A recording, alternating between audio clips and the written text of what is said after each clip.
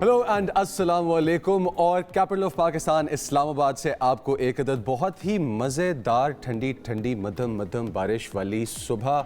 Good morning and with me in these studios of Hum TV and this building where we are at right now the great Ayesha Yousuf. The great, इन्होंने मुझे great बना के ही छोड़ना है। दुनिया के लिए हूं ना हूं, लेकिन इनके लिए ग्रेट हो चुकी है। मेरा नाम आयशा यूसुफ है and this is Muzammil Khan.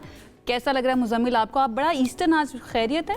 आज मैं आपसे इंस्पायर्ड हूँ आयशा। मुझसे इंस्पायर्ड? जी मैं आपसे, आपने ईस्टर्न पहना तो मैंने भी ईस्टर्न पहन लिया। करें, you are looking very nice. Thank you. Likewise likewise. Thank you so much जनाब। इस वक्त जो सिचुएशन है वफाकी दारुल हुकूमत की इस्लामाबाद की, वो ये है कि बहुत ही खूबसूरत मौसम है, हल्की हल्की सी बारिश हो रही है। और ये बारिश जो है ना, सिर्फ इस्लामाबाद में नहीं हो रही है, रावलपिंडी में भी हो रही है। और अभी तक की इत्तलात के मुताबिक जो हमें पता चल रहा है हमारे सूत्रों के अनुसार, जो रिसोर्सेज या सोर्सेज कहते हैं ना, उनके अनुसार वो बलूचिस्तान के मुख्तलिफ इलाकों में भी बारिश हो रही है।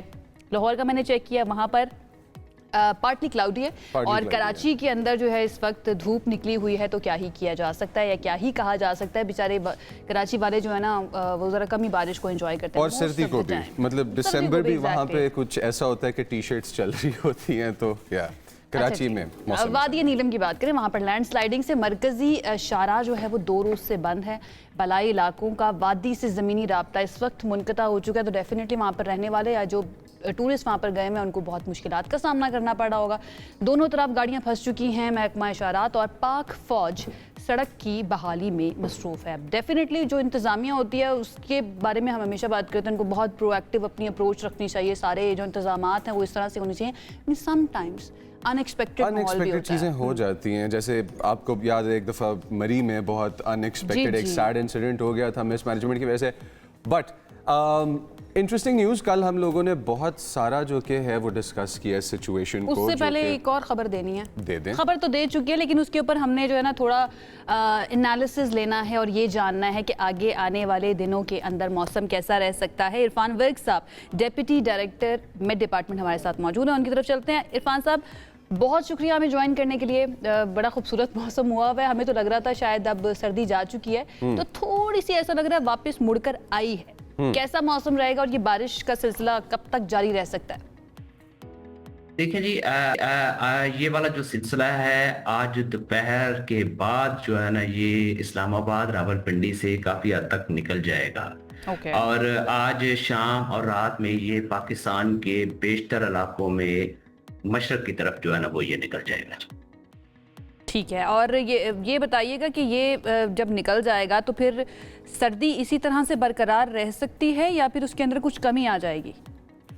देखिए, ये जो सर्दी है अभी फिल वक्त आपको सुबह के टाइम स्टिल जो है वो आपको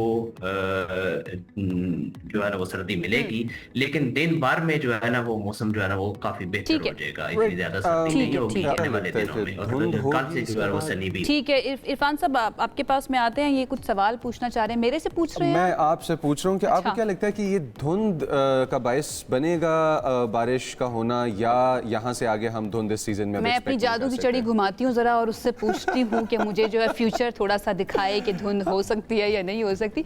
हमें डेफिनेटली इरफान विर्क साहब बताएंगे, लेकिन इरफान विर्क साहब की तरफ जाने से पहले ये बताइए कि आप ठंड से ज़्यादा परेशान तो नहीं? और ये जो कपड़े होते हैं ठंड वाले उठा के रख तो नहीं दिया आपने अलमारियों के अंदर? ठंड वाले कपड़े मैंने उठा के नहीं रखे, क्योंकि कभी भी किसी भी वक्त जर्नलिज्म की फील्ड इस तरह की और ब्रॉडकास्ट की फील्ड इस तरह की कि जाना पड़ सकता है। तो हमारे 12 सीजन्स के कपड़े, 4 सीजन्स के कपड़े 12 महीने बाहर ही रहते हैं। वेयर एज जो हमारे पास धुंध का क्वेश्चन है वो इस वजह से कि जब कभी बारिश होगी पानी इवेपोरेट करेगा, मौसम ठंडा होगा, इवेपोरेटेड पानी वापस नीचे की तरफ आ जाएगा। और धुंध का अक्सर प्रॉब्लम हमारे पास मोटरवेज इस तरह के खुले इलाकों में होता है कि जिनके आसपास मेरे से तो मत ही पूछिए, मैंने 2-4 ऐसे एक्सपीरियंस कर लिए ना, क्योंकि मैं लाहौर में रहती हूँ एंड यू नो हर दूसरे तीसरे वीकेंड पे मेरा जाना होता है। बीच में मैंने सोचा कि जीटी रोड से जाते हैं क्योंकि मोटरवे तो बंद हो जाती है धुंध की वजह से। और जीटी रोड के ऊपर जो मैंने माहौल देखा है और जिस तरह से अल्लाह का नाम ले लेकर मैं पहुंची हूँ ना वापस इस्लामाबाद, मैंने कहा अल्लाह मियां मेरे सारे गुनाहों को माफ़ कर दे, आज के बाद कोई गुनाह नहीं करूँगी, कोई गलत काम नहीं करूँगी, बस मैं अपने घर पहुँच जाऊँ। It was too much even on GT road, तो ये बहुत ज़्यादा जो है ना प्रॉब्लमेटिक हो सकता है। सेकेंडली जो सीज़न के अंदर हमारे पास एलर्जीज ट्रिगर होती हैं, और खुसूसी तौर पे जो ओल्ड एज के हमारे रेस्पिरेटरी प्रॉब्लम्स के पेशेंट्स होते हैं कि जिनको दमा होता है या इस तरह के दीगर और मसाइल होते हैं, तो उनके लिए ऐसे इलाकों में रहना मुश्किल हो जाता है कि जहाँ पे धुंध ज़्यादा हो। और आजकल देखें, you have to count all of these problems at the center of the world that we are living in today। और वो क्यों? क्योंकि COP इवेंट्स ले लें आप, या आप WEF इवेंट्स ले लें, जो हमें बताया जाता है वो ये बताया जाता है कि मौसमियाती तब्दीली एक बहुत रियल चीज़ है कि जिसमें हम रह रहे हैं, और हमें और भी इसमें से काफ़ी कुछ चीज़ें नज़र आती हैं। बट अब क्या प्लीज, बहुत सारी चीज़ें जो नज़र आती है ना, उनके अंदर एक चीज़ जो आजकल बहुत ज़्यादा नज़र आ रही है, हमने उसकी बात करनी है। We are talking about cricket, and I am sure आप सबको पता होगा कि क्या डिसीजन हो चुका है, तो उस डिसीजन के ऊपर डेफिनेटली हमने भी बात करनी है और अपना एनालिसिस, अपने गेस्ट जो हैं उनका एनालिसिस आप तक पहुंचाना है। थोड़ा सा आपको बता देते हैं कि पाकिस्तान अब 15 फरवरी को जो भारत के खिलाफ मैच था वर्ल्ड कप का, जिससे पाकिस्तान ने कहा था कि हम नहीं खेलेंगे, अब वो मैच खेलेगा, और मुझे बड़ा एतराज़ है भाई इस फैसले। मैच तो खेलेगा, लेकिन आप देखें ना कि पाकिस्तान पे प्रेशर, देखिए ये मैच कभी भी जंग से कम नहीं हुआ। पाकिस्तान और इंडिया का मैच जो है ना, ये कभी भी जंग से कम नहीं हुआ। ये इसी तरह ही होता है कि दोनों साइड्स पे psychological pressure, emotional pressure, pressure on your blood pressure system, and then we see these memes and these videos come out on the internet where people. अच्छा, मुझे ऐसा लगता है इतनी जल्दी गिव इन नहीं करना चाहिए था। ऑल्दो ये मेरा अपना पॉइंट ऑफ व्यू है, डेफिनेटली मोहसिन नकवी साहब या प्राइम मिनिस्टर साहब जो हैं वो इस चीज़ को ज़्यादा बेहतर समझते हैं, लेकिन जो आवाम है ना, उनके दरमियान मिला जुला ज़रा रद्द अमल आ रहा है। खैर, वज़ीर आज़म ने कौमी क्रिकेट टीम को मैच खेलने की इजाज़त फाइनली दे दी है। हुकूमत पाकिस्तान ने बांग्लादेश के शाना बशाना खड़े रहने के अज़्म का इआदा किया और कहा कि ये फैसला क्रिकेट के जज्बे और आलमी खेल के तसलसल के लिए किया गया। और वज़ीर आज़म ने ग्रीन शर्ट्स के लिए नई ख्वाहिशात का इजहार भी किया है और कहा है कि कौमी टीम स्पोर्ट्समैन स्पिरिट और कौमी वक़ार के साथ आलमी एहसास के लिए मैदान में उतरेगी। अब बहुत सारी बातें हुई और जो मुज़ाकरात हुए हैं, टॉक्स हुई हैं, ICC के रिप्रेजेंटेटिव थे, जिसमें BCB के रिप्रेजेंटेटिव थे, एंड मोहसिन नकवी साहब जो कि चेयरमैन PCB हैं, वो भी मौजूद थे। तो उसमें 2-4 चीज़ें जो पता चली हैं अभी तक की इत्तलात के मुताबिक, वो ये हैं कि बांग्लादेश के ऊपर कोई जुर्माना आयद नहीं किया जाएगा ICC की तरफ से, और इसके साथ साथ बांग्लादेश को एक इवेंट की मेज़बानी भी आने वाले सालों के अंदर दी जाएगी। मेरा सवाल यह है कि जब कॉम्पनसेशन की बात हो रही थी और पाकिस्तान ने ये मौक़िफ़ अपनाया था कि कॉम्पनसेट किया जाए बांग्लादेश को, तो क्या उसका मतलब यही था? इन चीज़ों के साथ ही कॉम्पनसेशन पूरी हो गई है? आई गेस कॉम्पनसेशन वो इसी चीज़ को कह रहे थे।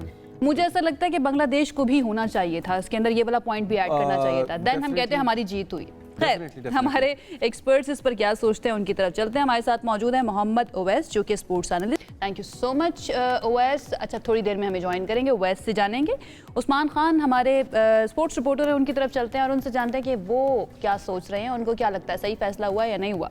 Usman, thank you so much join करने के लिए। व्हाट डू यू थिंक, और स्पोर्ट्स के हल्के जो हैं या पेटी भाई जिनको कहा जाता है आपके, वो क्या सोच रहे हैं, एनालिस्ट क्या सोच रहे हैं, सही फैसला किया गया?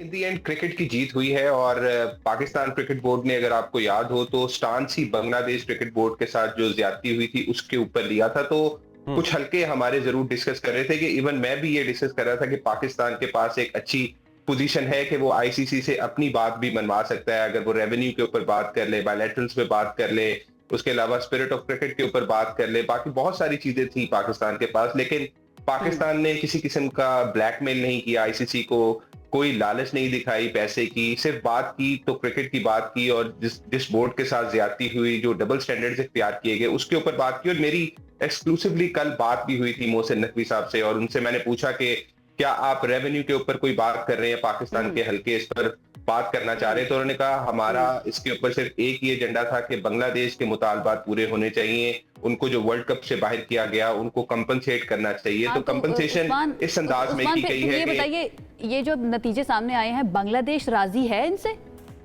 इत्तलात क्या कह रही हैं आप? देखें, बांग्लादेश क्रिकेट बोर्ड मुकम्मल तौर पर राजी है और कल बाकायदा तौर पर उन्होंने एक लेटर भी लिखा था पाकिस्तान क्रिकेट बोर्ड को, और उनको बाकायदा तौर पर ये रिक्वेस्ट की गई पाकिस्तान क्रिकेट बोर्ड को कि आप 15 फरवरी का मैच खेलें। आपने इस तमाम सिनेरियो के अंदर जो किरदार निभाया है वो काबिले तारीफ है, काबिले सताइश है। और बाकायदा तौर पर चेयरमैन पीसीबी मोहसिन नकवी की बहुत ज्यादा तारीफ हुई इस तमाम तर सूरत हाल के अंदर, क्योंकि उन्होंने ही ये बांग्लादेश का मामला उठाया था और पाकिस्तान ने ये साबित किया है कि पाकिस्तान मुश्किल वक्त के अंदर किसी भी क्रिकेट बोर्ड का साथ देने को तैयार है। और इन दी एंड किसी ना किसी को तो आवाज उठानी है। आज पाकिस्तान क्रिकेट बोर्ड आवाज उठा रहा है, कल को कोई और उठाएगा। मैं ये देखना चाह रहा हूँ जब बिग 3 के अंदर से कोई लोग जिनके साथ ज्यादती होगी तो वो आगे से क्या करेंगे। और बाकी जो बोर्ड्स हैं, खास तौर पर यूएई क्रिकेट बोर्ड वो उठाते हैं या नहीं उठाते हैं। वैसे भी ज्वाइन कर लिया।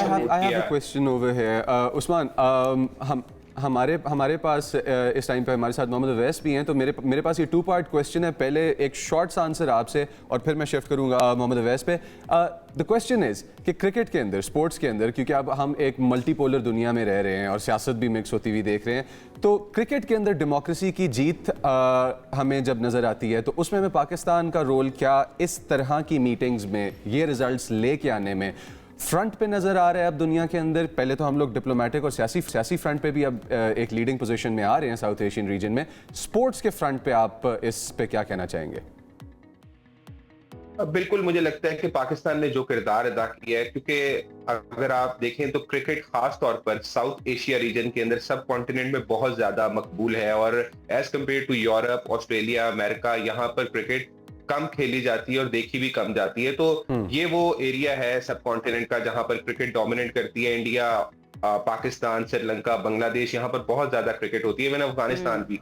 तो पाकिस्तान ने जो रोल अदा किया है, जो खास तौर पर जो कम पैसे वाले बोर्ड है, जिनके पास पैसा कम है, उनके लिए ये एक एग्जाम्पलरी मिसाल है कि पाकिस्तान क्रिकेट बोर्ड ने जिस अंदाज में बांग्लादेश का साथ दिया है। और इवन अगर आप देखें तो यूके के अंदर जो साबिक इंग्लिश टेस्ट प्लेयर हैं, माइकल एथर्टन, नासिर हुसैन, उसके अलावा ऑस्ट्रेलिया के अंदर जो साबिक क्रिकेटर्स हैं, वो भी अब पाकिस्तान की बात कर रहे हैं कि इंडिविजुअली तो हमें नजर आ रहा है कि आवाजें उठ रही थी, लेकिन उनके बोर्ड्स की सतह पर उस्मान कुछ नहीं किया जा रहा था। इससे पहले कि हम अवैस की तरफ जाएं, एक पॉइंट मैं ऐड करूं। आप डेमोक्रेसी इन क्रिकेट बात कर रहे थे, कौन सी डेमोक्रेसी? यहाँ पर एक ही बंदा बैठा, एक ही इदारा जो है ना वो बैठा हुआ है। बच्चा आपने जिसको लाडला बच्चा कह ले या लाडला बच्चे का बाप जो है ना वो एक ही है और वो उन्हीं को सारे फेवर्स देते जा रहे हैं। अवैस की तरफ चलते हैं, उन्होंने भी ज्वाइन कर लिया। Awais, thank you so much for joining us. क्या एंटिसिपेट करें हम अब इस फैसले के बाद? पाकिस्तान की क्रिकेट को आप किस तरह से देख रहे हैं? पाकिस्तान क्या तैयार है? क्योंकि बाकी सारी बातें एक तरफ, इंडिया बहुत तगड़ी टीम है, बहुत मजबूत टीम है और उसके खिलाफ परफॉर्मेंस के लिए हम तैयार हैं। देखें, पहले तो इस मैच के ऊपर आना चाहूंगा, लेकिन जो भी आप उस्मान भाई से बात कर रहे थे, एक चीज तो साल डेट के अंदर आप देखें तो पाकिस्तान आपको क्रिकेट मैप के ऊपर नजर आता है कि वर्ल्ड क्रिकेट के अंदर पाकिस्तान की डोमिनेंस है। आप दूसरे क्रिकेट नेशंस को देखें, पाकिस्तान के बारे में बात करें, 1.5-2 साल से जब तक मोहसिन नकवी साहब ने ऑन बोर्ड आए हैं, तो क्योंकि एक अथॉरिटेटिव बंदा भी है, खुद गवर्नमेंट में बैठा है, उनको बेहतर पता है कि गवर्नमेंट की पॉलिसीज और लॉबिंग किस तरीके से हम पूरी दुनिया के अंदर हम लेके चल सकते हैं, और वो बड़ी जबरदस्त उसको लेके चले। कल भी जो चीज एक नजर आई थी वो ये था कि आईसीसी को घुटनों पे आप लेके आए हैं। जिस तरीके से उनकी शक्ल उतरी हुई थी, पाकिस्तान में आए, उन्होंने कहा जी जो आपकी शर्तें हैं, बांग्लादेश को चाहे आपने कंपनसेट करना है, वो हम कह रहे थे ना कि जितनी भी कुछ chunk of amount her team को मिलती है जो वर्ल्ड कप स्टेज मैचेस से आगे जाती है, उसकी कंपनसेशन। और दूसरा, इनके प्लेयर्स को रिवॉक नहीं किया जाएगा कि आप सैंक्शंस लगाते हैं कि आपने जाके बायलैटरल सीरीज नहीं खेलनी, लीग क्रिकेट का मसला बन जाता है, तो ये चीजें नहीं होगी, जिसमें पाकिस्तान कामयाब हुआ और वो आईसीसी ने माना भी। और अब दूसरे क्रिकेट नेशंस, जैसे उस्मान भाई कह रहे हैं कि पाकिस्तान का एग्जाम्पल दे रहे हैं, और दूसरे नेशंस को भी एटलीस्ट एक हौसला जरूर मिला होगा कि यार हाँ, अगर हम स्टैंड लेंगे तो हम अपनी चीज मनवा सकते हैं। मैं खुद आज फील करता हूं कि 1.5-2 महीने के अंदर मुझे लगता है कि जो बंदा इस वक्त बैठा हुआ आईसीसी का चेयरमैन, जो कि आरएसएस आइडियोलॉजी का, खुद उसके वालिद साहब आपको पता है इस वक्त इंडिया में बैठे हैं, जो वो कहते हैं वही वो करता है आगे से, उसको खुद तो क्रिकेट की नॉलेज है नहीं। मुझे फील होता है कि उसके खिलाफ कहीं अदम एतमाद का वोट, या लोग अब सवालात उठाने स्टार्ट हो जाएंगे आईसीसी में कि क्या he is the right man for the right job. क्योंकि जितनी बुरी सूरत हाल इस वक्त उस बंदे ने कर दी हुई आईसीसी की, कोई रिस्पेक्ट नाम की चीज अब रही नहीं है। सब क्वेश्चन मार्क उठा रहे हैं आईसीसी पे कि उनका स्टेटस क्या है। ये ना हो कि अच्छा अवैस भाई, आईसीसी का स्टेटस या आईसीसी के अंदर, अवैस भाई सॉरी मैं आपको इंटरप्ट कर रहा हूं इस तरह से, लेकिन आईसीसी के अंदर क्या प्रॉब्लम्स चल रहे हैं और आईसीसी को इंस्ट्रक्शन देने वाला माइंडसेट कहां से आ रहा है? इससे पहले जिस तरह शायर ने कहा था, अदावतें थी, तगाफुल था, रंजिशें थी, मगर ये आपको थोड़ा सा मोहब्बत वाली स्टोरी नजर आ रही है यहाँ पे पाकिस्तान और बांग्लादेश के दरमियान? ऑफ कोर्स देखें, डेफिनेटली है। क्योंकि जिस तरीके से पाकिस्तान ने पूरा जितने भी मामलात हैं, आप देखें ना, कंट्री के साथ आप नाइंसाफी करते हो, एक पुराना क्रिकेट बोर्ड है आपका, फिर वहां पर व्यूअरशिप की बात करें, ब्रॉडकास्टर्स की बात करें, बिलियंस ऑफ पीपल हैं जो कि मैचेस देखते हैं, उनका भी एक रेवेन्यू जनरेट होता है। आप उस मुल्क के साथ किस सेंस में ज्यादती करते हो कि आप एकदम एक मीटिंग कॉल करते हो 14 रुकनी मेंबर्स की, और जो 12 रुकनी मेंबर्स हैं एकदम उसके खिलाफ वोट देते हैं और कहते हैं स्कॉटलैंड को ऑन बोर्ड ले लो, 2 टीम्स को, जो बांग्लादेश और पाकिस्तान है उसके अलावा वो चलते हैं।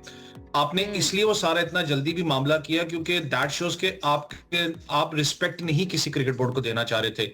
स्कॉटलैंड को आपने ऑन बोर्ड इसलिए भी लिया जल्दी जल्दी में कि यार चलो अपना भाई है, इसको ऑन बोर्ड लो, कल कोई भी चीजें बनवानी होती हैं तो इनको हम ऑन बोर्ड लेंगे तो हम उस चीज के अंदर रेगुलाइज कर सकेंगे। तो पाकिस्तान ने बड़ा स्मार्टली एक्ट किया इस चीज पे, और आईसीसी को इस चीज का एक रियलिटी चेक भी रखना पड़ेगा कि जितनी मुश्किल सिचुएशन पूरी दुनिया में क्रिकेट में हुई है, चाहे इंग्लैंड में जब कोविड था कोई टीम टूर नहीं करी थी, पाकिस्तान गया था।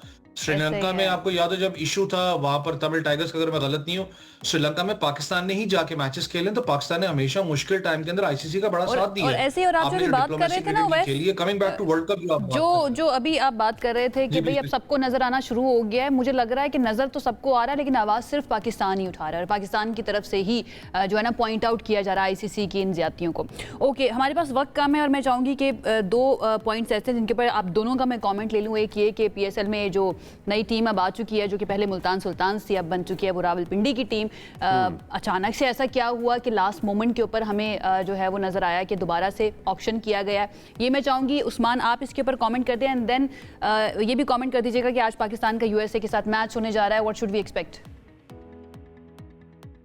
देखें, पहले पीएसएल पे बात कर लेते हैं क्योंकि आपको याद होगा कि अली तरीन ने मुल्तान सुल्तान्स की ऑनरशिप फर्दर लेने से इनकार कर दिया था, और क्यों उनके कुछ पीसीबी के साथ मामला भी खराब चल रहे थे, तो फिर पाकिस्तान क्रिकेट बोर्ड के जो बड़े हैं उन्होंने ये डिसाइड किया कि हम इसकी नीलामी करते हैं, क्योंकि इससे पहले जो हैदराबाद और सियालकोट की जो टीमें बिकी थी वो बहुत अच्छे पैसों पर बिकी थी, एक हिस्टोरिकल हाई प्राइस मिली थी पाकिस्तान सुपर लीग की दोनों टीमों को। लेकिन आज कल जो नीलामी हुई है रावलपिंडी की टीम की, उसमें भी रिकॉर्ड ब्रेकिंग बिड हुई और 245 करोड़ में वली टेक्नोलॉजी ने उसको खरीद लिया। बिल्कुल, और यहाँ पर सीडी वेंचर की मैं जरूर बात करूंगा। वो यंग बॉयज यूके से आए हुए थे और वो बेचारे, उनके आंखों में आंसू भी आए कि वो इस टीम को खरीद नहीं सके। उन्होंने 240 करोड़ तक बिड लगाई थी, काफी तगड़ा मुकाबला हो रहा था सीडी वेंचर और वली टेक्नोलॉजी में, लेकिन इन दी एंड वली टेक्नोलॉजी ने 5 करोड़ ज्यादा की बिड लगाई, तो उसके बाद वो बेचारे हिम्मत हार गए। तो ओवरऑल मैं समझता हूँ पाकिस्तान क्रिकेट के लिए बहुत अच्छा साइन है इतनी बड़ी बिड मिल जाना, और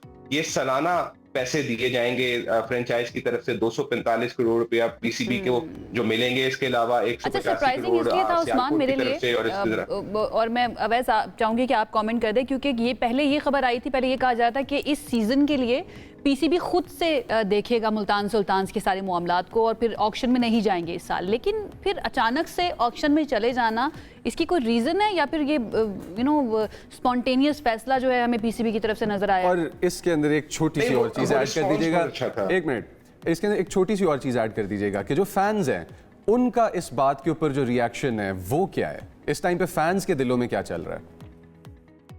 देखिए, जनूब की पहचान थी मुल्तान, तो ये कल भी चीज चल रही थी, सब लोग आपको पता है ऑब्वियसली डिसहार्ट हैं क्योंकि हमने खुद भी उसको सर्व किया हुआ है।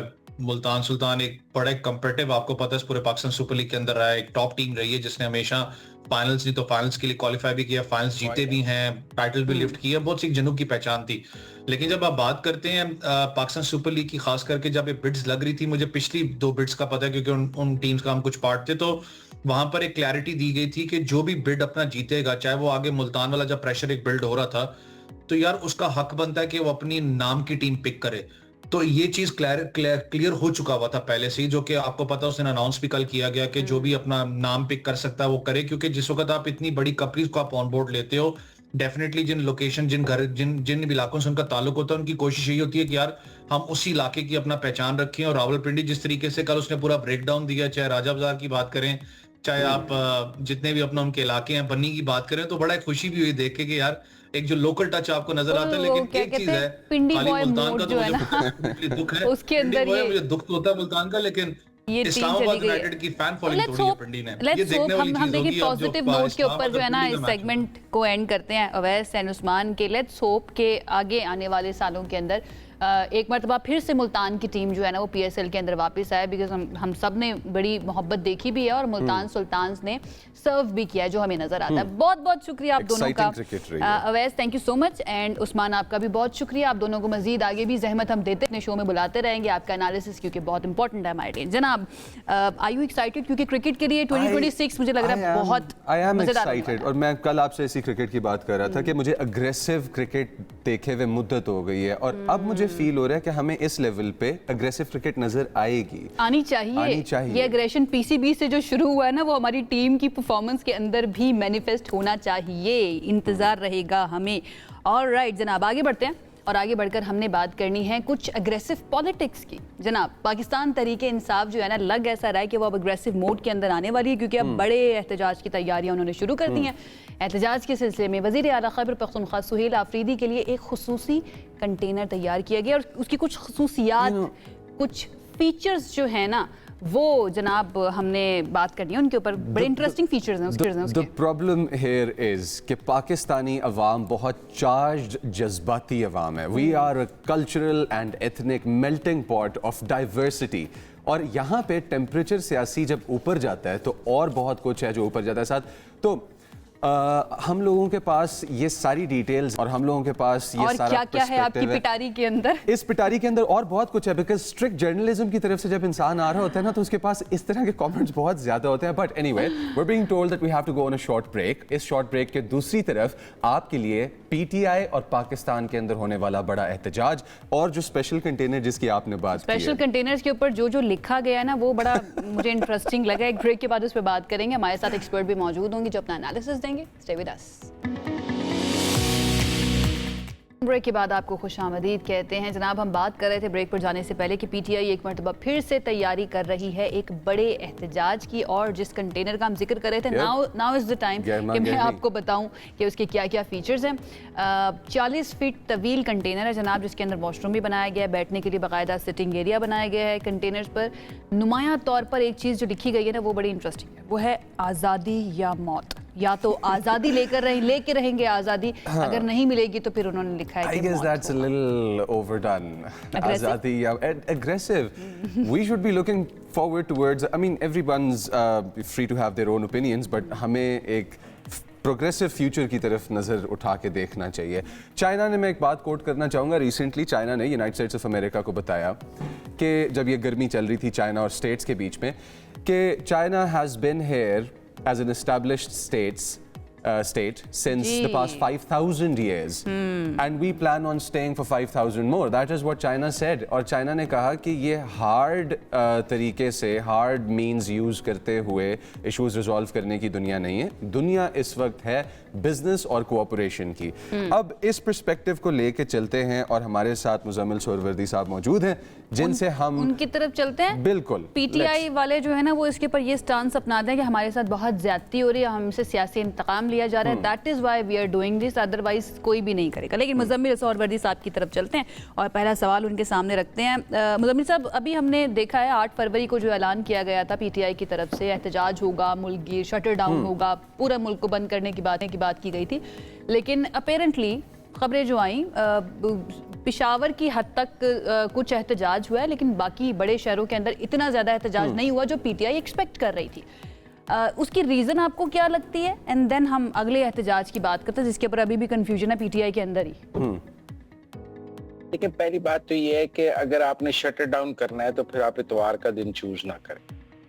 तो इतवार को तो पहले ही शटर डाउन होता है, सारे शहरों की मार्केटें वैसे ही बंद होती हैं, दफातर बंद होते हैं, स्कूल कॉलेज बंद होते हैं, यूनिवर्सिटीज बंद होती हैं, प्राइवेट दफातर बंद होते हैं। तो 80-90% ऑफ द लोग वैसे ही संडे को छुट्टी कर रहे होते हैं, बड़ी बड़ी मार्केटें भी सारी बंद होती हैं। तो Sunday is not a good day कि आप कोई शटर डाउन की कॉल देकर फिर उसकी कामयाबी या नाकामी पर गुफ्तगू करें।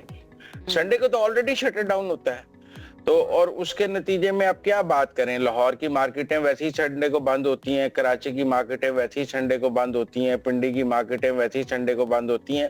तो उसका क्या अब मैं आपके साथ अहाता करूं कि वो बंद इसलिए थी कि PTI ने हड़ताल कॉल की हुई थी, या Sunday was a routine holiday और लोग अपनी छुट्टी वैसे ही मना रहे थे, तो कराची बंद था तो वो बंद इसलिए था कि छुट्टी थी। तो मेरा तो पीटीआई को, मैंने कल आसमा शराजी के शो में भी मशवरा दिया है कि अगर वो समझते हैं कि वो अच्छा शटर डाउन करा सकते हैं तो मंडे, ट्यूसडे, वेडनेसडे, थर्सडे में से कोई दिन चुन ले और फिर कोई शटर डाउन करके दिखाएं तो हम बात कर लेंगे। Sunday is not a day कि आपके शटर डाउन की कामयाबी या नाकामी पे बात करें, ऑलरेडी शटर डाउन होता है। अब आप कहें जी लाहौर में माल रोड बंद था संडे को भी, वो संडे को वैसे ही बंद होता है। आप कहें जी कराची में शाहरा है कि वो जो थी वो बंद थी, वो वैसे ही बंद होता है, बंदर रोड बंद होता है। तो इस पे क्या बात की जाए? इसलिए मेरे ख्याल में वो एक आई वॉश है कि कितने नाकाम होने की वजह क्या है, आपको क्या लगता है? पीटीआई को अब बिल्कुल सपोर्ट नहीं है लोगों की तरफ से, ये मैं जानना चाह रही हूँ। मेरे ख्याल में नहीं, कोई बंदा अपना रोजगार खत्म करने के लिए शट डाउन नहीं करेगा। देखो ना, ये जो शॉपकीपर्स होते हैं ये डे टू डे सेल के ऊपर चल रहे होते हैं। एक दिन बंद करने का मतलब है एक दिन की कॉस्ट है उनके हर चीज की। तो शटर डाउन जो है ना, वो कभी ट्रेडर्स ने अपने किसी मुफाद में किया हो तो किया हो। मुझे पॉलिटिकल शटर डाउन की कामयाबी की पाकिस्तान की तारीख में कम मिसालें मिलती हैं। मुज़म्मिल साहब, करेक्टली सो आपने जिस तरह कहा है कि ये कोई गुड आइडिया नहीं है और डे टू डे सेल्स पे चल रहे होते हैं हमारे दुकानदार, और एक बहुत बड़ा प्रोपोर्शन है हमारी सोसाइटी का, पाकिस्तानी सोसाइटी का, कि जो डे टू डे बिजनेस पे डिपेंड करता है। अगर अपने फाइनेंशियल बेनिफिट के लिए करें तो वो एक अलग बात है। ये जो बड़ा एहतजाज कह रहे हैं और आज़ादी या मौत जैसा नारा जो है वो कंटेनर के ऊपर लिखा जाएगा, आपको नहीं लगता है इससे पोलराइजेशन बढ़ेगी, बिजनेस खराब होगा, या आपको लगता है कि ये एक तरीकाकार है कि जिसमें लोगों को मोटिवेट किया जा रहा है कि भाई आओ और आके अपने लिए कोई बेहतर सिस्टम मांगो? Which out of the two do you think it is?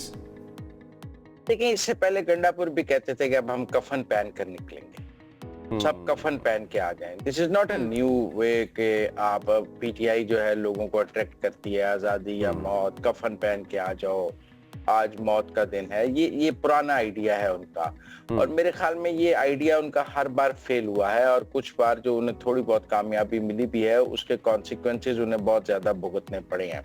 अगर मैं 26 नवंबर की बात कर लूं या और बात कर लूं, मैं सर्टेनली समझता हूं कि पाकिस्तान में लोग किसी भी पॉलिटिकल पार्टी के लिए अभी मरने के लिए तैयार नहीं है। लोगों को अपनी जिंदगी हर एक को अजीज होती है। अब आप कहें कि मेरे लिए मर जाओ, तो कोई किसी के लिए नहीं मरता है। It is not a good idea कि आप किसी को मौत के लिए पुकारें। अच्छा, आप लोगों को उम्मीद से पुकारते हैं। तो आप मुज़म्मिल साहब, इस वक्त जो पीटीआई पॉलिटिक्स कर रही है उसको जरा अगर हम एनालाइज करें, एक ओवरव्यू लें, तो सुहेल आफरीदी साहब नजर आ रहे हैं कि वो मुकम्मल तौर पर तैयारी में लगे हुए हैं कि बड़ा एहतजाज होगा, मुल्कीर एहतजाज होगा। दूसरी तरफ अगर हम बैरिस्टर गौहर की बात करें, वो कहते हैं कि बानी पीटीआई ने कहा है कि आइंदा कोई ऐसा हुक्म नहीं देंगे कि इस्लामाबाद की तरफ चढ़ दौड़ें, और ये जो खबरें आ रही हैं कि हम एहतजाज की तैयारियां कर रहे हैं या कंटेनर तैयार हो रहे हैं, ये भी दुरुस्त नहीं है। फिजिक्स में एक एक्सपेरिमेंट होता है, उसे कहते हैं डबल स्लिट एक्सपेरिमेंट। ये is it some kind of experiment जो पीटीआई कर रही है कि एक तरफ रिकंसिलिएशन की सियासत होगी और दूसरी तरफ एग्रेसिव सियासत होगी?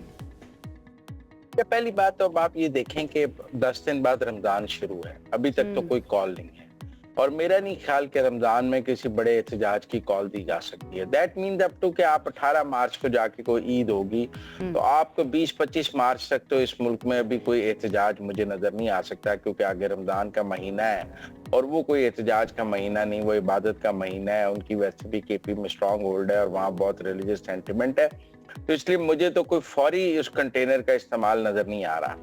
और फिर क्या वो डी चौक आएंगे या अडियाला आएंगे, ये एक अलग सवाल है, और ये भी आप देखेंगे कि तो ये मार्च अप्रैल की बात अभी की जा रही है। मुझे लगता है वो कंटेनर ज्यादा स्ट्रीट मूवमेंट के लिए यूज होगा, कि जी वो जो अपनी स्ट्रीट मूवमेंट करते हैं, केपी के अंदर उन्होंने जलसे किए हैं, केपी के अंदर ही उसे घुमाते रहेंगे, उसे अटक क्रॉस करना इतना आसान है। मुज़म्मिल साहब, मैं चाहूंगी कि आप बीइंग अ तज्जियाकार, बीइंग एन एनालिस्ट, क्योंकि आपको भी एक अरसा दराज हो चुका है, आप देख भी रहे हैं पीटीआई की सियासत को भी और मुल्क की सियासत को ओवरऑल भी, सुहेल आफरीदी साहब के आने के बाद आपको कुछ तब्दीली नजर आई है पीटीआई की पॉलिटिक्स के अंदर? नहीं, मुझे कोई तब्दीली नजर नहीं आई। मेरे ख्याल में उनके आने के पहले 60-70 डेज जो थे ना, वो एक हनीमून पीरियड था, नेट प्रैक्टिस थी, वो भी चीजों को समझ रहे थे। लेकिन आप देखें ना, उन्होंने एपेक्स कमेटी का इजलास कर लिया है, प्राइम मिनिस्टर से मिल लिया है। अब अगर हम देखें तो पीटीआई का सोशल मीडिया सुहेल अफरीदी और शफी जान के मुखालिफ नजर आता है, क्योंकि बहरहाल हुकूमत तो चलानी है। तीरा वाला मामला देख लें, खैबर वाला मामला देख लें, डेरा इस्माइल खां वाला, वो तो वो कह चुके ना। मुझे लगता है मुझे जो मैंडेट मिला है या वोट मिला है वो इस चीज़ के लिए मिला है कि मैं बानी पीटीआई की रिहाई करवाऊंगा, सूबे के मामलात बाद में आते हैं। ये उन्हीं का बयान है, सोहेल आफरीदी साहब का। आप उनके पॉलिसी और पोस्चर का खेल देखें। उनकी पॉलिसी ये है कि वो इस वक्त सूबा चलाना चाहते हैं, इसलिए तमाम वो इकदाम कर रहे हैं जो सूबा चलाने के लिए जरूरी है, और पोस्चर वो रख रहे हैं वो वाला जो पीटीआई के सोशल मीडिया को जरूरत है। अब हमें पॉलिसी और पोस्चर के इस खेल को अलग अलग देखना होगा। उनकी पॉलिसी को समझना होगा, पोस्चर को नहीं देखना होगा। मेरे ख्याल में पॉलिसी उनकी इस वक्त जो है वो ये है कि किसी तरह सूबा चलाया जाए, हुकूमत चलाई जाए। पोस्चर उनका ये है कि गुफ्तगू ऐसी की जाए कि पीटीआई के सोशल मीडिया को हेडलाइंस मिल जाएं और उनको कोई नैरेटिव मिल जाए। तो ये दोनों चीजें साथ साथ चल भी सकती हैं। अगर कोई कॉल ना हो तो पॉलिसी। आपने जो अभी ये बात कही है कि एक हनीमून पीरियड था, वो आए हैं, उन्होंने एक चीज़ को थोड़ा सा एक्सेलरेट करवाया और फिर जाके एपेक्स कमेटी और इजलास और the shake hands all over the place as you mentioned. Short question because we are little short on time. क्या आप ये कहना चाह रहे हैं कि उनकी अपनी पॉलिटिकल पार्टी सेंट्रिक जो पॉलिसी थी उससे हटके वो एक वाइडर बिजनेस सेंट्रिक पॉलिसी की तरफ जा रहे हैं कि he is no more inclined towards the PTI centric lines and he is more considerate about the business of the place that he is operating? जी, उन्होंने हुकूमत चलानी है। उनके इर्द गिर्द जो ब्यूरोक्रेसी है, जो पुलिस का इंफ्रास्ट्रक्चर है, जो गवर्नमेंट के स्टेक होल्डर्स हैं, उनकी बात भी तो उन्होंने सुननी है ना। कि पुलिस कहेगी कि हमें ऑपरेशन के लिए फौज की मदद चाहिए, ब्यूरोक्रेसी कहेगी कि हमें फेडरल गवर्नमेंट की मदद चाहिए, फिनांस मिनिस्ट्री आकर कहेगी कि फेडरेशन से हमें जो है पैसे चाहिए। तो वो कोई सूबे को बंद तो नहीं कर सकते कि मैं सिर्फ इमरान खान की रिहाई के लिए आया हूँ तो बाकी अस्पताल बंद हो जाए, स्कूल बंद हो जाए, कॉलेज बंद हो जाए, सड़कें बंद हो जाए। मेरा क्या ताल्लुक है? बहुत ही क्लीशे स्टेटमेंट लगता है, लेकिन ये कॉलो फेल का तजाद जो है ना वो बड़ा अपेरेंट है यहाँ पर, बहुत ही वाज़ेह हो चुका है। इन द एंड ये पॉलिसी नहीं, ये पॉलिसी और पोस्चर का खेल है। पॉलिटिक्स में पॉलिसी कुछ भी हो सकता है। Because we are almost out of time. वो ये कि पीटीआई के अंदर सर्वाइव करने के लिए या पीटीआई की पॉलिटिक्स को सर्वाइव करने के लिए व्हाट डू यू थिंक क्या जरूरी है? इन लाइंस पर चलना जिस पर पीटीआई के लोग चाहते हैं कि बानी पीटीआई की रिहाई के लिए ही सिर्फ एहतजाज किया जाए, या फिर लोगों की खिदमत भी करना? देखिए मेरी बात सुने, पीटीआई की इस वक्त पीटीआई में सरवाइव करने के लिए तो पीटीआई के सोशल मीडिया की हिमायत जरूरी है। लेकिन पीटीआई का सोशल मीडिया जो है की हिमायत हासिल करते करते फिर आप हुकूमत नहीं चला सकते, लोगों की खिदमत नहीं कर सकते। ये दो काम इकट्ठे नहीं हो सकते। इसी में गंडापुर मारे गए, इसी में बहुत लोग मारे गए। सोहेल अफरीदी भी अब इसका शिकार मुझे नजर आ रहे हैं। मुझे लगता है नेक्स्ट 90 डेज में पीटीआई का सोशल मीडिया उनका पोस्टमार्टम कर रहा होगा। Let's see, let's wait and watch क्या होता है। बहुत शुक्रिया मुजम्मिल सरवरदी साहब हमारे साथ मौजूद एनालिसिस मौजूदा पॉलिटिकल सिचुएशन के ऊपर पेश कर रहे थे। वो कहते हैं कि अगले 60 से 90 दिन almost quite the insight into what PTI is doing and operating ना। एक छोटी सी बात जो बड़ी इंटरेस्टिंग कही आयशा ने यहाँ पे, and that is the double slit experiment. PTI क्या करने को जा रहे हैं? Is it going to behave like a particle or a wave, or not either or? Like both at the same time. It's a very string theory साबित ना हो जाए क्योंकि it's nothing in that theory के मुताबिक it's nothing। एक break की तरफ जाते हैं जनाब, ब्रेक से वापस आएंगे तो फिर आपके फिजिक्स के लेसन्स को आगे बढ़ाएंगे। हमारे साथ रहिए। Alright ji, a quick little welcome back from that break and अब बात होगी कुछ सेहत की और सेहत रिलेटेड एक अदद इंडस्ट्री की, लेकिन उस इंडस्ट्री के अंदर कुछ बहुत प्रैग्मेटिक स्टेप्स लिए गए हैं।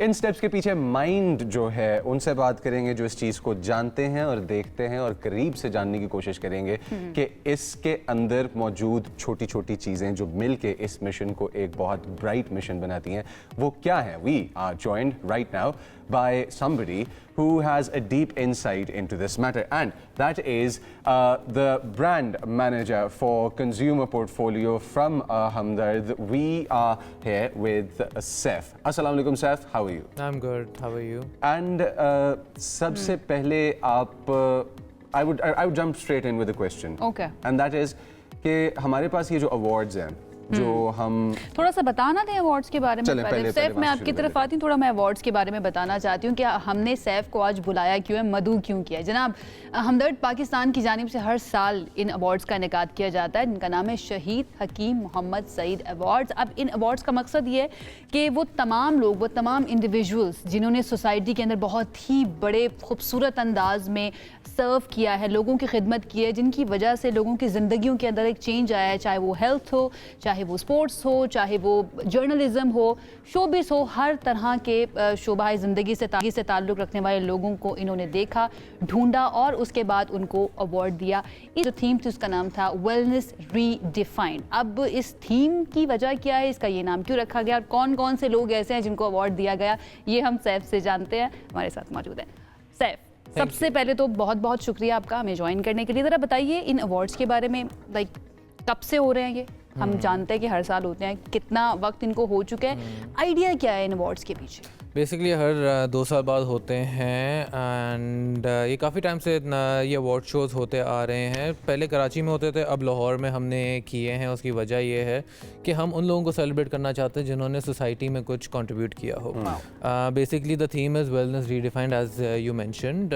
वेलनेस, हम जब बात करते हैं वेलनेस की, तो वेलनेस जो है वो सिर्फ फिजिकल हेल्थ नहीं है, उसमें मेंटल हेल्थ भी आ जाती है, उसमें सोसाइटी भी आ जाती है। Society plays a major part at how well you are as an individual. तो उस सोसाइटी को कंट्रीब्यूट जो लोग करते हैं, जो उस सोसाइटी पे कुछ पॉजिटिव करते हैं, उनको सेलिब्रेट करने के लिए हम वेलनेस को रीडिफाइन कर रहे हैं। So we're basically celebrating the love that there is and the impact that there is between the individual and the society. Yes, and that is in honor of our founder शहीद हकीम मोहम्मद सईद साहब, जिन्होंने अपनी सारी ज़िंदगी basically society की खिदमत पे ही जो है वो गुजारी है।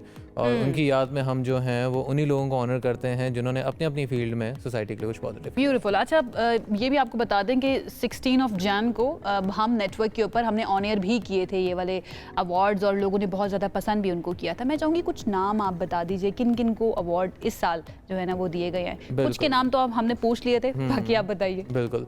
बेसिकली हमने अलग अलग आर्ट्स की कैटेगरीज के अंदर अलग अलग कैटेगरीज के अंदर लोगों को अवार्ड दिए हैं, जिसके अंदर हमने जो है वो आर्ट्स के अंदर समीना पीरज़ादा साहिबा को दिया, हमने तौक़ीर नासिर साहब को दिया, हमने ब्रेवरी को भी इस बार सेलिब्रेट किया है, people who shown bravery at various point in time. तो एक बड़ा मशहूर किस्सा एसपी शेरबानो का हुआ था, जी जी, उसके ऊपर उनको भी दिया गया। बिल्कुल। उसके अलावा आपको याद होगा हाल ही में चेयरलिफ्ट पे बच्चे फंसे थे, whereas the army was not able to reach them out. एक इंडिविजुअल, यस, उनका नाम मोहम्मद अली स्वाति है। स्वाति साहब को भी हमने बुलाया लाहौर में, उधर उनको भी हमने अवार्ड दिया। हमने इस बार इन्फ्लुएंसर्स को अवार्ड्स दिए हैं, इन्फ्लुएंसर कैटेगरी भी इंट्रोड्यूस की थी, बिकॉज ये भी वो लोग हैं जो सोसाइटी में पॉजिटिव चेंज कर रहे हैं। हमने इरफान जुनेजो को अवार्ड दिया।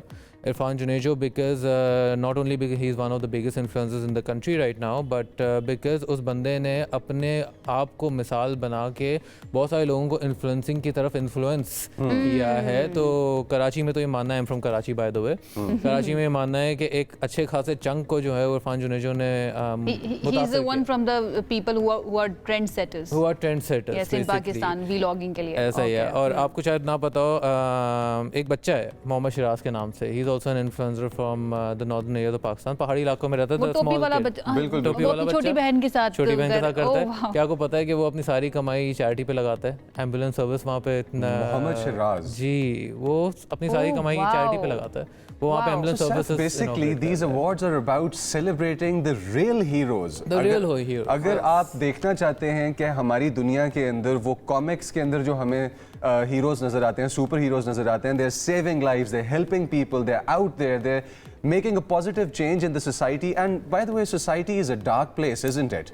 और उसके अंदर लाइट लेके आना एक बहुत मेहनत वाला काम है। एग्जैक्टली। तो लाइट बेरर को ही हम फिर कर रहे होते हैं सपोर्ट इस इनिशिएटिव से। राइट, क्या बात है। अच्छा, सिलेक्शन जो है वो मुझे बताइए किस तरह से होती है, क्योंकि ये सिर्फ यही लोग नहीं हैं जो पाकिस्तान के अंदर या पाकिस्तानी सोसाइटी के अंदर बहुत अच्छा रोल प्ले करें, और भी लोग होते हैं। डेफिनेटली मुझे लगता है कि बहुत ज़्यादा लोग परेशानी का शिकार भी हो जाते होंगे चूज़ करते हुए भाई किसको देना चाहिए और किसको नहीं। बिल्कुल, बिल्कुल ऐसा How do ही you है। select? तो बेसिकली मेरिट्स पे होता है। हम हर कैटेगरी को हमारा एक इंटरनल पैनल है जो कि डिस्कस करता है and in every category the nominations होते हैं जिसमें काफ़ी सारे लोग ऐसे भी होते हैं जिनको हमने पास में भी अवार्ड दिए हुए हैं और उसके बाद हम शॉर्टलिस्ट करते हैं कैटेगरीज के अंदर जो लोग रह गए हैं और पीरियडिकली हम वोट आउट करते हैं इंटरनली ओनली और फिर हम सेलेक्ट करते हैं on merit. Thank you so much Saif हमें ज्वाइन करने के लिए and all the very best. I hope इसी तरह से हमदर्द जो है ना वो काम करता रहे और रिकग्निशन देता रहे उन लोगों को जो डिजर्व करते हैं। एक ब्रेक की तरफ जाते हैं, ब्रेक से वापस आएंगे तो बात करेंगे मजीद। See you on the other side. I moved to Islamabad. Break के बाद आपको कहेंगे खुश आमदीद। पाकिस्तान के बड़े शहरों में हज़ारों नहीं बल्कि लाखों ख़वातीन, नौजवान, पेशा वराना अफराद जो है ना वो एक अजीब किस्म के मसले से गुजर रहे हैं और ये मसला नया नहीं है, बहुत अरसे से चल रहा है लेकिन पहले इस तरह से सामने नहीं आया जिस तरह से अब ये सामने आया है। तो हमने इसको टेकअप किया है और हमसे पहले टेकअप किया है एक और इदारे ने, उसकी तरफ में आती हूँ लेकिन थोड़ा सा इशू आपको बता देते हैं। जब भी कोई लड़का या लड़की एक शहर से दूसरे शहर जाते हैं पढ़ाई करने के लिए, नौकरी करने के लिए या फिर किसी और वजह से, तो उनको किराए पर घर या किराए पर कमरा नहीं दिया जाता ये कहकर कि भाई हम बैचलर्स को या अकेले लड़के या अकेली लड़की को कोई घर नहीं देंगे या फिर 2-3 फ्रेंड्स मिलकर भी अगर लेना चाहें तो ये बाकायदा तौर पर एक प्रैक्टिस बना ली गई है मोस्ट ऑफ द मालिक मकान की तरफ से कि भाई हम नहीं देंगे किसी को। अब फॉस्पा जो है उसने इस मामले को टेकअप किया इस तरह से कि उनके पास कंप्लेंट गई और कंप्लेंट जब उनके पास आई है तो उन्होंने इस चीज़ को उस कैटेगरी में डाला कि ये एक तरह से हरासमेंट है उन तमाम लोगों के लिए जिनको घर नहीं दिए जाते हैं किराए के ऊपर। हमने सोचा ज़रा इसको डिस्कस करते हैं और ये किस तरह से तब्दीली लेकर आएगा एक जो प्रॉपर्टी कल्चर या फिर ये जो नो बैचलर्स का कल्चर और प्रैक्टिस बना दी गई है स्पेशली इस्लामाबाद के अंदर। हमारे साथ इस वक्त मौजूद हैं विफाकी मोहतसिब बराए इंसदाद हिरासत फौजिया वक़ार साहिबा ने हमें ज्वाइन किया। Thank you so much ma'am हमें ज्वाइन करने के लिए। सबसे पहले तो हमें ज़रा थोड़ा समझा दीजिए, मैंने सही एक्सप्लेन कर दिया यही मामला? बहुत अच्छा एक्सप्लेन किया। सिर्फ उसमें एक चीज़ ऐड करूँगी जी कि ये मसला खाली नौजवान लड़कियों और लड़कों का नहीं है बल्कि हर उम्र की ख़ास तौर पे ख़वातीन उनका मसला है। ख़वातीन को ख़ास तौर पे जो उम्र वाली भी होती हैं जब किसी दूसरे शहर में जाके या अपने ही शहर में रेंट करने लगती हैं तो ये समझा जाता है कि ये गलत काम के लिए अकेले रहना चाहती हैं और वो जो जस्टिफिकेशन है कि वो काम की वजह से या सेपरेशन होगी है कई दफ़ा डिवोर्स्ड वुमेन वो नहीं रह सकती अपने खामद के साथ तो जब वो अपने घर लेने जाती हैं तो तब भी उनके साथ भी यही मसला प्री डिटर्मिन्ड नोशन जो है ना वो एक लगा दिया जाता है साथ। तो फिर किस तरह से हुआ आपके पास कौन खातून आई, क्या उनका प्रॉब्लम? देखिए मेरे पास एक प्रोफेशनल खातून, सीनियर प्रोफेशनल खातून जो कि कराची से माइग्रेट करके बेहतर मुलाजमत के मौके के लिए इस्लामाबाद आई और वहाँ पे उन्होंने जब रेंट की बिल्डिंग तो बिल्डिंग वालों ने कहा कि हम सिंगल लोगों को नहीं लेते तो उनके बहन और भाई भी साथ आए और उनको दे दिया गया एक अपार्टमेंट किराए पे दे दिया गया। मगर बाद में ये देखा गया कि वो भाई बहन परमानेंटली उनके साथ नहीं रह रहे तो उनको तंग करना शुरू कर दिया गया कि हम सिंगल औरतों को नहीं रहने देते और उनका पानी और बिजली भी बंद कर दिया गया जो कि उनके काम के ऊपर बुरी तरह से मुतासिर हो रही थी उस या असर डाल रहा था। तो उसकी शिकायत लेके वो हमारे पास आई और चूँकि जिस बिल्डिंग में वो रह रही हैं उसकी एक मैनेजमेंट है और वो मैनेजमेंट जो है ऑर्गेनाइजेशन के ज़िम्मे में आती है। कानून कहता है कि कोई भी ऑर्गेनाइजेशन डिस्क्रिमिनेट नहीं कर सकती जेंडर की बुनियाद पे।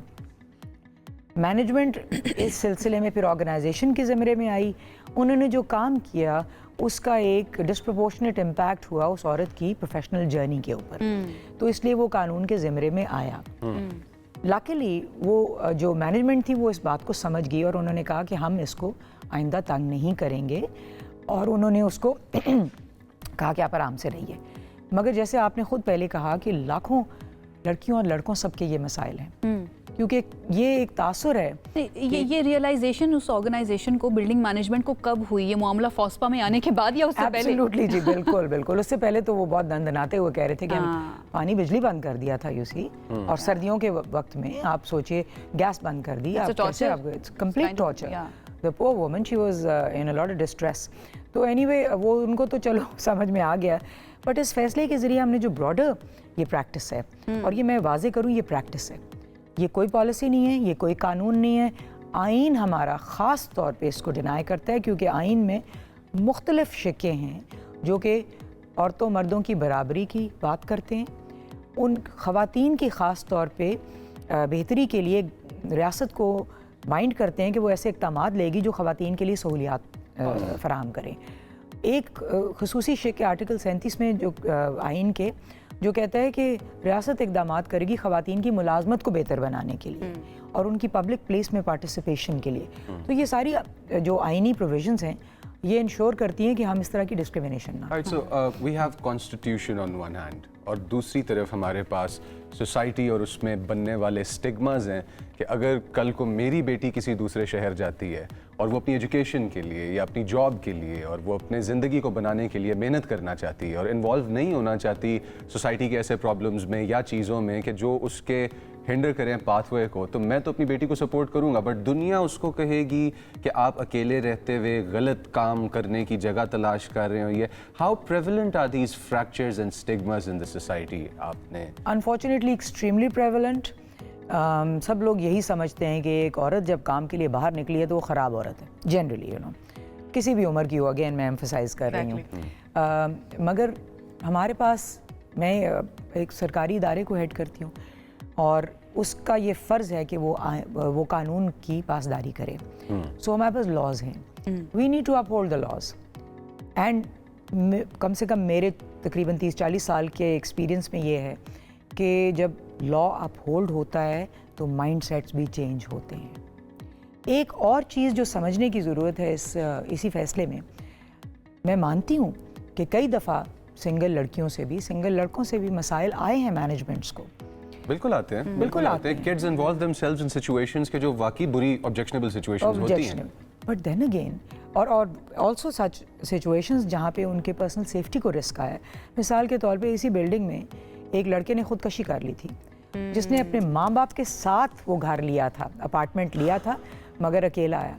तो आप ऐसी सूरत हाल में एक तो ये चीज़ याद रखें कि ये खुदकशियाँ, रेप घरों में रह के भी होते हैं। बिल्कुल बिल्कुल। हमारे पास जो रेप की 98% जो कंप्लेंट्स आती हैं वो घरों के अंदर, फैमिलियों के अंदर रह के आती हैं। Let me be the devil's advocate. एक तो पॉइंट आपने भी उठाया ना कि इस तरह की मिसालें आई हैं, लेकिन अगर मैं एक मालिक मकान हूँ, मैं मेरी मिल्कियत में एक घर है और मेरे पास एक रूम है और ये मेरी सवाबदीद है, मेरा प्रेरोगेटिव है कि भाई मैं किसको देना चाहूँ या किसको नहीं देना चाहूँ, तो ये पॉइंट फिर किस तरह से आप प्रूव करेंगे अदालत के अंदर जाकर? अगर मैंने ये कह दिया कि भाई मैं किसी बैचलर को घर नहीं दूंगी और मैं अदालत में जाकर मुकर जाती हूँ और मैंने किसी फैमिली को घर दे दिया, तो इसको प्रूव किस तरह से किया जाएगा? एक तो रेंटल एग्रीमेंट जो है, अगर उसके अंदर लिखा हुआ है कि बैचलर को नहीं दिया जाएगा तो वो तो प्रूव हो गया ना, वो एविडेंस है हमारे लिए। Okay.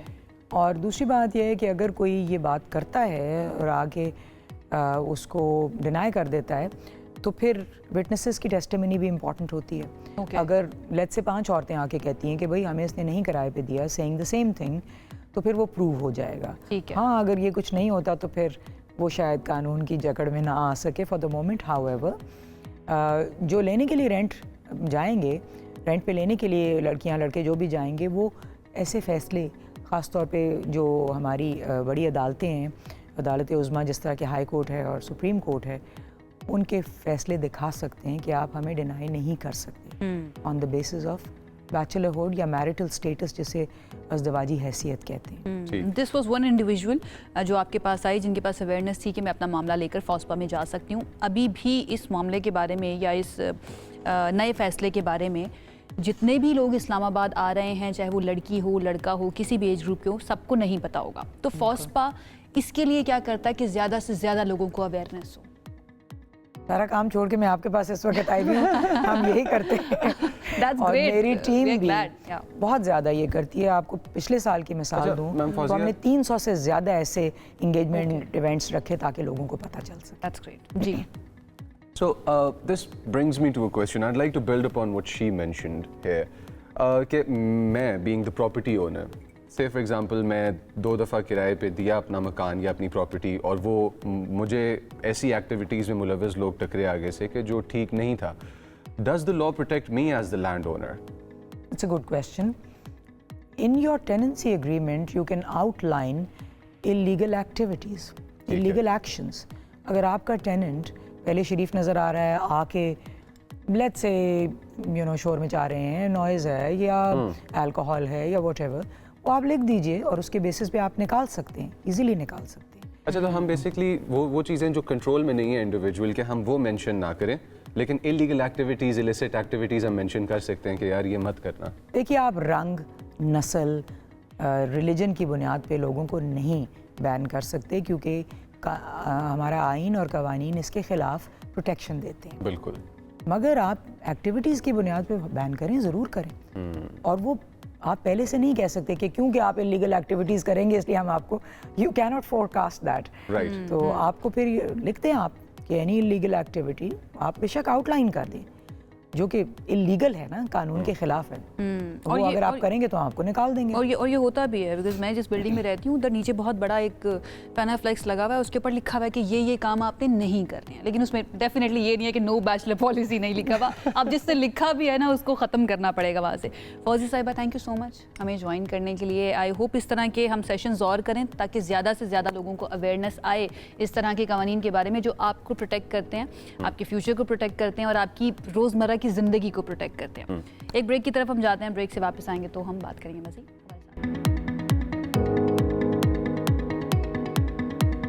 This segment is brought to you by AKD Securities Limited.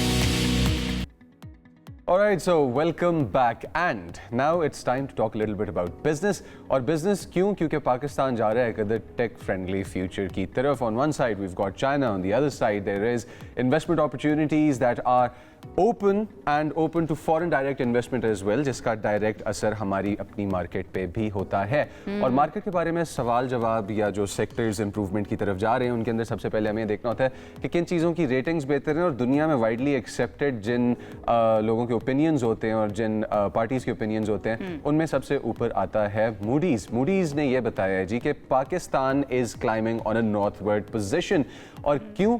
क्योंकि मुस्बत से मुस्तहकम की तरफ का सफ़र है कि जो पाकिस्तान ने तय किया है। और इस रिपोर्ट के मुताबिक पाकिस्तान के माशी हालात में एक ज़बरदस्त किस्म का अपवर्ड जंप नज़र आया है, और ये जंप किस तरह से मार्केट ट्रेंड्स में ट्रांसलेट करेगा, इस चीज़ को डिस्कस करने के लिए हमारे साथ इन्वेस्टमेंट एनालिस्ट। जब आप बात करते हैं ना कि hitting the nail on the head, तो इन्वेस्टमेंट्स को और बिजनेस को इन्वेस्टमेंट एनालिस्ट से बेहतर कोई नहीं जानता। उससे पहले एक आम इंसान से बेहतर भी कोई जानता है। अगर मौशी सूरत हाल बेहतर हो रही हो, आपकी जिंदगी के अंदर बेहतरी आई है पिछले 6 महीने की बात कर लें, साल की बात कर लें, अगर हम I mean, आज मेरा दूसरा शो है आपके साथ, तो मैं जिंदगी को बेहतर कंसिडर करूंगा। आम करके ना मुझे आपका जवाब मिल चुका है। लेकिन अगर हम लार्जर पर्सपेक्टिव के अंदर इसको देखें, लार्जर स्केल के ऊपर हम देखें, तो कहा यह जा रहा है, और ये हम नहीं कह रहे हैं, ये बड़ी बड़ी क्रेडिट रेटिंग एजेंसीज कह रही हैं कि पाकिस्तान की सिचुएशन या पाकिस्तान के मौशी हालात बेहतर हो रहे हैं। हमारे साथ इस वक्त मौजूद हैं senior investment analyst AKD securities limited Mohammad Ali साहब। ज़रा उनकी तरफ चलते हैं और उनसे जानते हैं कि बीइंग एन एक्सपर्ट,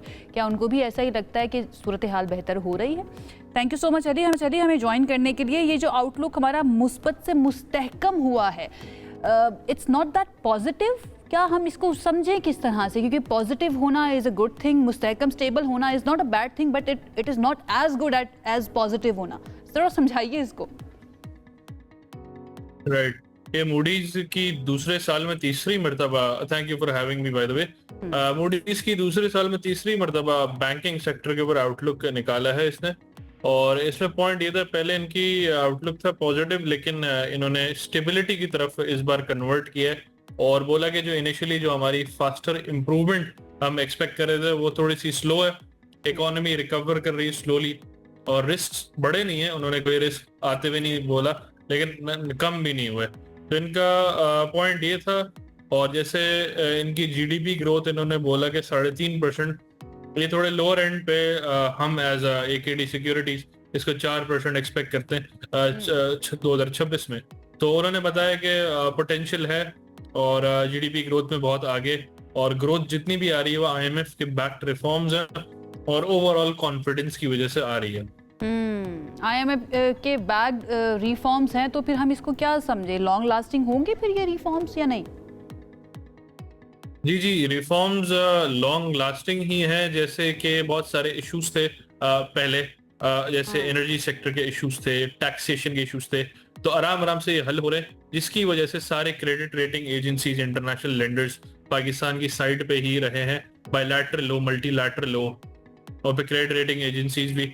मूडीज ने तो अभी पाकिस्तान का CAA1 रखी है रेटिंग, बाकी फिच और बार्कलेज और S&P, इन सब ने पाकिस्तान को B- और B की क्रेडिट रेटिंग पे इम्प्रूव करके ले आए हैं। तो मूडी से भी एक्सपेक्टेड है कि कुछ ही महीनों में ये भी B रेटिंग कैटेगरी में पाकिस्तान को ले आए।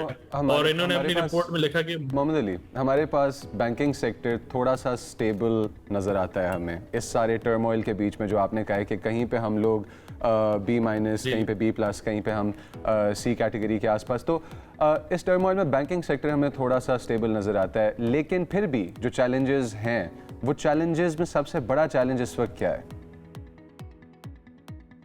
अच्छा, बैंकिंग सेक्टर का चैलेंज ये है कि इन्होंने भी मूडीज पे अपनी रिपोर्ट में यही कहा कि पाकिस्तान की बैंक्स, इन्होंने टॉप 5 बैंक्स देखे, उसमें HBL, नेशनल बैंक, निज़ान, UBL और 5वां बैंक भी कोई है। तो टॉप 5 बैंक्स पे बोला कि इनका एक्सपोजर टू द गवर्नमेंट बहुत है, क्योंकि गवर्नमेंट को सबसे ज्यादा पैसे की जरूरत रहती है। तो ये अपनी 50% ऑफ एवरेज एसेट्स गवर्नमेंट को ही लेंड आउट करते हैं, मतलब उनको एज ए लोन देते हैं, गवर्नमेंट अपने खर्चे अखराजात पूरे करती है। तो सॉवरेन रिस्क थोड़ा है, और क्रेडिट स्ट्रेंथ उस वक्त तक इम्प्रूव नहीं हो सकती जब तक बैंक्स डाइवर्सिफाई नहीं करें गवर्नमेंट के आगे। ओके, तो इसीलिए ये एक छोटी सी बात, मतलब एक ऐसी बात की। और प्राइवेट सेक्टर लोन्स अभी भी काफी कम है, और सिर्फ गवर्नमेंट्स को ही करें। लेकिन उन्होंने ये भी रिएटरेट किया कि नॉन परफॉर्मिंग लोन, मतलब लोन में जो लॉसेज होते हैं या लोन में डिफॉल्ट इन बैंकों के बड़े नहीं है, तो कोई मसला है नहीं। लेकिन गवर्नमेंट का एक्सपोजर थोड़ा ज्यादा है यूजुअली, ये बात कर सकते हैं अली कि इतनी घबराने की बात नहीं है, अगर पॉजिटिव से, मुस्बत से मुस्तहकम कर भी दिया है तो ठीक है। अच्छा, अभी जब हम बात करें, थोड़ी देर पहले ट्रांसपेरेंसी इंटरनेशनल की रिपोर्ट आई है, करप्शन परसेप्शन इंडेक्स, जिसमें पाकिस्तान की 1 दर्जे बेहतरी हुई है। इस तरह की जब भी रिपोर्ट्स आती हैं जिसमें पाकिस्तान के बारे में परसेप्शन, स्पेशली करप्शन के बारे में थोड़ा सा बेहतरी की तरफ दिखाया हो, ये पाकिस्तान के लिए, ओवरऑल पाकिस्तानी इन्वेस्टर्स के लिए इसका क्या मतलब होता है, या कितना उसको हेल्प आउट करते हैं? और इंटरनेशनली जब हम इन्वेस्टमेंट की बात करते हैं, ओवरसीज इन्वेस्टर्स की बात करते हैं, वो कितना ज्यादा मैटर करता है? इसमें बहुत सारी चीजें होती हैं, लेकिन अभी भी काफी लोअर जी। करप्शन परसेप्शन इंडेक्स मतलब 180 पॉइंट स्कोर से का होता है। पाकिस्तान तकरीबन 135 पे, if I am not wrong, तो इम्प्रूवमेंट से आए 140-42 से ऊपर आया पाकिस्तान। तो मतलब टॉप टियर करप्टेड इकोनॉमीज में भी नहीं है, और बिल्कुल इम्प्रूविंग भी नहीं है। तो इसमें भी लोअर एंड पे IMF ने भी करप्शन डायग्नोस्टिक्स एक्ट पे काफी सारे काम दिए पाकिस्तान को अगले कुछ सालों के लिए, इस पे इम्प्रूवमेंट करनी है। तो इम्प्रूवमेंट जुडिशियल प्रैक्टिसेस पे IMF ने स्पेसिफिकली कहा था। फिर इंस्टीट्यूशंस जो है गवर्नमेंट के, उनकी अकाउंटेबिलिटी बढ़ाई जाए, और फिर डिजिटलाइजेशन के थ्रू ये सब करा जाए। और बहुत सारे मतलब फाइनेंशियल मैनेजमेंट हुकूमत अपनी अच्छी करे, करप्शन में जितना स्पीड बनी में पैसा जाया होता है वो इम्प्रूव हो। इस रिपोर्ट का मोहम्मद अली क्रेडिट लेंडर्स के लिए क्या मतलब है? क्रेडिट लेंडर्स के लिए, आई एम सॉरी, व्हाट, किस हिसाब से? इस रिपोर्ट का और इस सिनेरियो का क्रेडिट लेंडर्स के लिए, बोरोअर्स के लिए क्या मतलब है? What significance does this report hold for that sector? उन्होंने यही कहा कि प्राइवेट लोन्स इतने ऑफर नहीं होते, ऑफर होते भी हैं इंडिविजुअल्स को तो काफी मुश्किल से होते हैं, क्योंकि बैंकों का सबसे ज्यादा पैसा गवर्नमेंट को ही जाता है पाकिस्तान में। तो जैसे जैसे इंटरेस्ट रेट कम होता है पाकिस्तान में, तो obviously credit to the private sector भी ग्रो होगा, और हुकूमत जैसे अपना खुद का टैक्स रेवेन्यू बढ़ाती है तो बैंकों से लेना कम करेगी। तो उनका आउटलुक ऐसा है। तो देखते हैं कि आगे जाके loans to the private sector जब होते हैं तो इकोनॉमी भी ग्रो होती है, बिजनेस एक्टिविटी होती है, लोग फिर स्पेंडिंग ज्यादा करते हैं। तो उनका आउटलुक ऐसा है कि फ्यूचर इज पॉजिटिव, लेकिन अभी भी स्टेबिलिटी की तरफ है, इतनी शार्पली इंप्रूविंग नहीं है। ऑलराइट, स्टेबिलिटी इज गुड, हम ये कह सकते हैं। इन द एंड अली, सिर्फ ये बता दीजिए, आज के दिन जो भी इन्वेस्टर्स हैं जो इन्वेस्ट करना चाहते हैं स्टॉक्स के अंदर, कौन कौन से स्टॉक्स बेहतर हैं आज के दिन के लिए? जी, 2 दिन की मंदी के बाद, मतलब इतनी ज्यादा मंदी नहीं हुई थी, 3000 और 1500 पॉइंट के बाद जुम्मे और पीर के दिन। तो आज हम एक्सपेक्ट करते हैं, वैसे अभी 600 पॉइंट ऊपर है। तो ऑयल एंड गैस और बैंक्स पे रहने चाहिए, इनमें कोई मसला नहीं। इनमें डिप आए थे तो इसी को वापस रिकवरी में आना चाहिए। Alright, thank you so much Ali. हमारे साथ मौजूद है सीनियर इन्वेस्टमेंट एनालिस्ट AKD, जो कि हमें बता रहे थे मईशत की सेहत से मुतालिक कि वो किस तरफ जा रही है। अब हमने बात करनी है आपकी सेहत से मुतालिक, और अगर आप चाहते हैं कि आपकी सेहत अच्छी हो, वेट जो है मेंटेन रहे, तो आपकी दाल तब तक नहीं गलेगी जब तक आप दालें अपनी डाइट के अंदर शामिल नहीं करेंगे। जब तक दाल नहीं गलेगी तब तक आपकी दाल नहीं गलेगी। दाल नहीं गलेगी। आज वर्ल्ड पल्सेस डे मनाया जा रहा है, जिसका मकसद ये है कि दालों और फलों की ग़िज़ाई अहमियत, सेहत पर मुस्बत असरात और इसके साथ साथ उनके जो भी फ़वाइद हैं वो आपको किस तरह से मिलेंगे, और इसको उजागर करना बहुत ज़्यादा ज़रूरी है। इस पर बात करना बहुत ज़्यादा ज़रूरी है, क्योंकि दालों के अंदर ना सिर्फ प्रोटीन होता है बल्कि फ़ाइबर भी होता है, वाइटामिन्स भी बहुत ज़्यादा होते हैं जो दिल की सेहत के लिए अच्छी हैं, वज़न को बहुत बैलेंस में रखते हैं, एंड देन शुगर कंट्रोल करने में भी अहम किरदार अदा करते हैं। आपकी डाइट में होती हैं दालें या नहीं? दालें मेरी डाइट का एक बहुत मेजर पार्ट है। First of all eggs, I am in love with अंडे, द ट्रेडिशनल तुख्म मुर्ग, और उसके बाद जो है वो दालें, ठीक है। सो बट दाल के बारे में एक इंटरेस्टिंग बात ये भी है कि बहुत ज़्यादा consumption I think can lead to uric acid problems, और यूरिक एसिड पेशेंट्स को कभी कभार कॉन्ट्राइंडिकेटेड पॉजिटिव रहने नहीं दिया ना आपने। नहीं, पॉजिटिव नहीं रहने दे रहे हैं, जहाँ uric acid is a dangerous thing. हम आपकी बात नहीं मानेंगे, हम एक्सपर्ट की बात मानेंगे, और एक्सपर्ट हमारे साथ मौजूद हैं, न्यूट्रिशनिस्ट हैं सबीन की साहिबा ने हमें ज्वाइन किया। उनको वेलकम करते हैं और उनसे बात करते हैं। अस्सलाम वालेकुम सबीन, कैसी हैं आप? अल्लाह का शुक्र। अच्छा ये बताएं, आप मेरे साथ ज़्यादा एग्री करती हैं कि दालें is very good for you, या फिर आप मुजम्मिल के साथ ज़्यादा एग्री करती हैं कि बहुत ज़्यादा अगर आप इस्तेमाल करेंगे तो यूरिक एसिड बढ़ सकता है? फ्रैंकली स्पीकिंग, देखिए मैं पुरानी हूँ यहाँ पे, आप दोनों आपके साथ में 2 प्रोग्राम्स कर चुकी हूँ। लेकिन आपकी बात बिल्कुल ठीक है, तो दालें बहुत सेहत के लिए ज़रूरी है, लेकिन जो उनकी बात है वो अपनी जगह गलत नहीं है, क्योंकि it depends and it varies. Politics से ताल्लुक तो नहीं है आपका? वेरी डिप्लोमेटिक, थोड़ा सा डिप्लोमेटिक हो चुका है नाज़रीन यहाँ पे। जिसको यूरिक एसिड का मसला है उसको डेफिनेटली एक कंपोनेंट होता है प्योरीन, उसको अवॉइड करना है, और प्योरीन जो है वो दालों में होता है। मूंग और मसूर की दाल सेफली आप थोड़ी बहुत ले सकते हैं अगर आपको यूरिक एसिड का प्रॉब्लम है, लेकिन बाकी दालें जो हैं जो जिसमें हाई प्रोटीन कंटेंट है, यानी कि चने की दाल है, माश की दाल है, ये सब आपको थोड़ी सी अवॉइड करनी पड़ता है। ओके अच्छा, दालों का नाम जब आता है तो सबीन प्रोटीन की बात की जाती है कि प्रोटीन उसके अंदर बहुत होता है, फाइबर बहुत होता है, लेकिन जब जो लोग डाइट कर रहे होते हैं वो मीट की तरफ जा रहे होते हैं प्रोटीन लेने के लिए, दोनों में फ़र्क ज़रा वाजे कर दीजिए क्या है, और कौन सा प्रोटीन ज़्यादा अच्छा है, दालों का प्रोटीन या फिर मीट का प्रोटीन? अच्छा, दोनों की अपनी अपनी अफादियत है। जो गोश्त है उसके वो कंप्लीट प्रोटीन अल्लाह ताला ने बनाई है, राइट, लेकिन जो दालें हैं उसमें प्रोटीन के साथ फाइबर का कंटेंट भी है।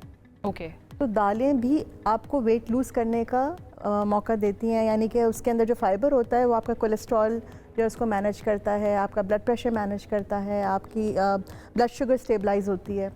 तो अगर आप उस तरह से देखा जाए तो दाल इज़ अ बेटर कंपोनेंट। किस फॉर्म में दाल सबसे ज़्यादा हेल्दी होती है? क्योंकि आपको पता है हम ब्रेक में तड़के की बात भी कर रहे थे, तड़का जो है वो बड़ा इंपॉर्टेंट होता है दाल के लिए।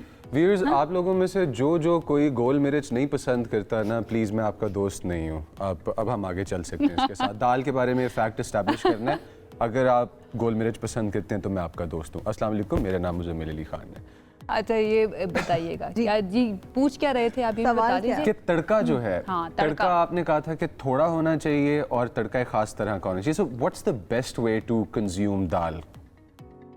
Basically dal is good in every way. आप उसके दाल का सूप बना लें, दाल को पीस के उसके कोई कबाब बना लें, दाल के चीला बना लें, हर फॉर्म में दाल जो है वो बेहतरीन है, क्योंकि प्रोटीन का और फाइबर का कंटेंट सिर्फ वो वाहिद चीज़ है जिसके अंदर होता है, ठीक है ना।